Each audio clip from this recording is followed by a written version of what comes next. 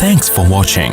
Don't forget to like, comment, share and subscribe to Mufti Tariq Masood, famous scholar.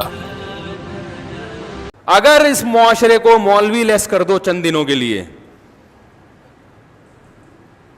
मौलवी से पाक कर दो चंद दिनों के लिए, तो मेरे भाई आपको उस तबाही की तरफ मुआशरा और जो आजकल जदीद किस्म के स्कॉलर आ रहे हैं ना, ऐसी तबाही की वक्ती तौर पर आपको लगेगा कि आप अब सच्ची मुच्ची का इस्लाम फॉलो कर रहे हो,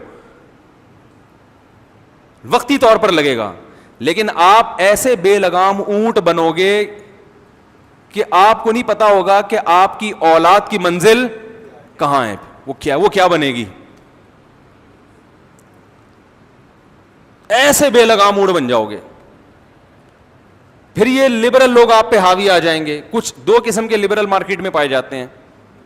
एक जो लिबरल पने की इंतहा को पहुंचे हुए हैं, वो तो इस्लाम को मानते ही नहीं है, जैसे फसाद चौधरी साहब हमारे भी, वो तो यानी ज़बान से कहते हैं कि हम मुसलमान हैं, लेकिन उनको तर्ज अमल से ऐसा लगता है कि उनको अफसोस हो रहा है कि मैं मुसलमान क्यों पैदा हो गया, मैं मुसलमान पैदा क्यों हो गया। क्योंकि ये जब म्यूज़िक भी इंजॉय करना चाहिए, जो म्यूज़िक इंजॉय नहीं करते वो गलत हैं। और वो जो उनकी मशहूर तकरीर है जिसमें उन्होंने बहुत अच्छा इंटरव्यू दिया था, तो उनके तर्ज अमल से, इस तरह के जो लिबरल लोग हैं उनके तर्ज अमल से ऐसा लगता है कि काश हम मुसलमान पैदा न, क्योंकि वो हर चीज़ में गोरे को तरजीह देते हैं, यार वो अच्छे, तो भाई तुम फिर उधर ही जाके रहो, उसी मज़हब को फॉलो करो, अगर वो मज़हब लेस हैं तो तुम भी मज़हब लेस बन जाओ। तो ये खामखा में अपने नाम के साथ इस्लाम का फुलतरू लगाने की क्या ज़रूरत है, फुलतरू की तरह चिपका हुआ है आपके साथ बिला वजह। तो छोड़ो, अपने लिबरल बनो तो सही तरीके से। गोरा मुनाफिक तो नहीं है ना भाई। अंग्रेज तो कहता है मैं कुरान और हदीस को नहीं मानता, लिहाजा वो अकल से दलाइल देता है, वो बहस करते हैं अकल से, और ये बात उनमें अच्छी है कि मुनाफिक नहीं है। वाकई अक्सर गोरे हमने देखे हैं मुनाफिक नहीं होते, जो अंदर है वही क्या है, बाहर है। वो कहते हैं मैं मजहब को मानता ही नहीं, जाओ। उनके चंद बुनियादी उसूल हैं, उन उसूलों को लेके वो जिंदगी गुजारते हैं। कहते हैं भाई रिस्पेक्ट का हक हर आदमी को हासिल है, हर एक को इज्जत दो। जो उनमें अच्छे लोग हैं उनकी बात कर रहा हूँ, इज्जत हर एक को दो, तमीज से हर आदमी से बात करो, चोरी ना करो, ये ना करो, मुल्क के कवानीन को फॉलो करो। उन्होंने एक उसूल बनाया हुआ है, नमाज रोज़ा उनकी लुगत में और उनकी डिक्शनरी में जन्नत जहन्नम बोलो भाई नहीं। तो आप भी ऐसे बन जाओ, खामखा में इस्लाम का नाम लेके आप जनाब वो ना इधर के ना उधर के। दूसरे लिबरल वो लोग हैं कि वो मुसलमान तो कहते हैं अपने आप को और उनको इस्लाम से मोहब्बत भी है, लेकिन उनको इस्लाम ऐसा चाहिए जो अंग्रेज़ों को भी पसंद हो। समझ में आ रही है बात?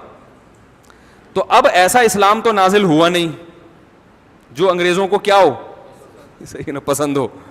तो वो ये कोशिश करते हैं कि ये पुराने वाले इस्लाम को काट छांट करके नया बना दिया जाए, जदीद तकाज़ों के मुताबिक बना दिया जाए।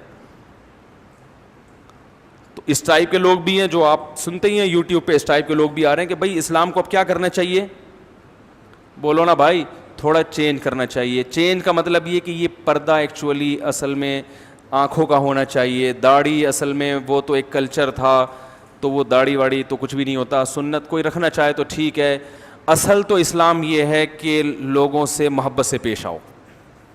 तो ये तो कादियानी भी कहता है भाई लोगों से, अंग्रेज़ भी कहता है, हिंदू भी कहता है लोगों से मोहब्बत से पेश आओ। नमाज पढ़ लो, बहुत अच्छी बात है, एक नमाज छोड़ने वाले को हुकूमत सज़ा भी दे, कोड़े भी लगाए।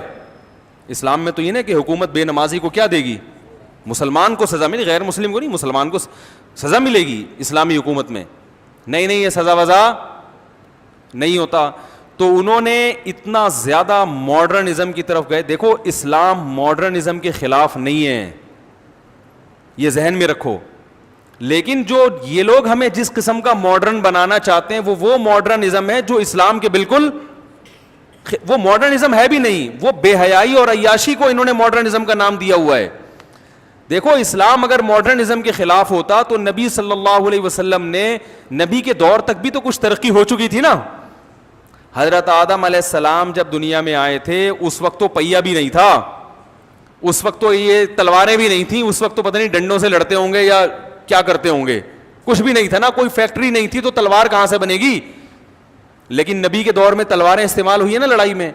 توپوں کا استعمال بھی ہوا ہے, تو یہ اس دور کی ٹیکنالوجی تھی کہ نہیں تھی؟ تو نبی نے اس ٹیکنالوجی کا بھرپور استعمال, بولو بھائی, کیا ہے. اور صحابہ نے اس سے زیادہ ٹیکنالوجی کا استعمال کیا. صحابہ نے تو منجنیق بنائی, سمندری بحری بیڑے بنائے, اور اس زمانے میں نقشے کیسے پڑھے جاتے تھے اس کا علم سیکھا گیا کہ ہم کسی ملک سفر کرنا چاہیں تو میپ کیسے بنایا جائے. محمد ابن قاسم جو تھا نا, سندھ آیا تھا, اس نے پورا نقشہ پڑھا تھا.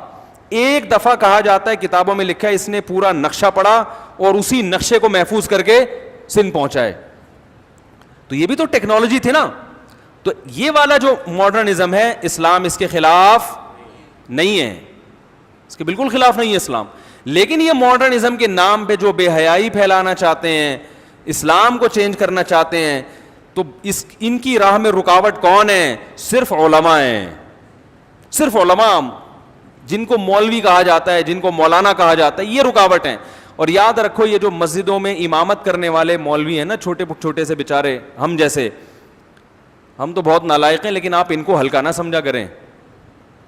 سب سے پہلا انسان اسلام کا جو تعارف کرواتے ہیں نا بچے کے سامنے, وہ اس کی مسجد کا امام ہوتا ہے. اس امام سے پتہ چلتا ہے, اس کے حلیے سے, اس کے نماز پڑھانے سے بچے کو پتہ چلتا ہے کہ ہم کیا ہیں, مسلمان ہیں. محلے میں مسجد کا ہونا, مسجد ہوگی تو مولوی بھی ہوگا نا اس میں. تو یہ چیز لاشعوری طور پر بچے میں یہ جذبہ بیدار کرتی ہے کہ ہم کیا ہیں, مسلمان. میں نے اگر سب سے پہلے کسی کو سنا ہے اپنے گھر سے باہر, تو اپنی مسجد کے امام صاحب کو سنا ہے.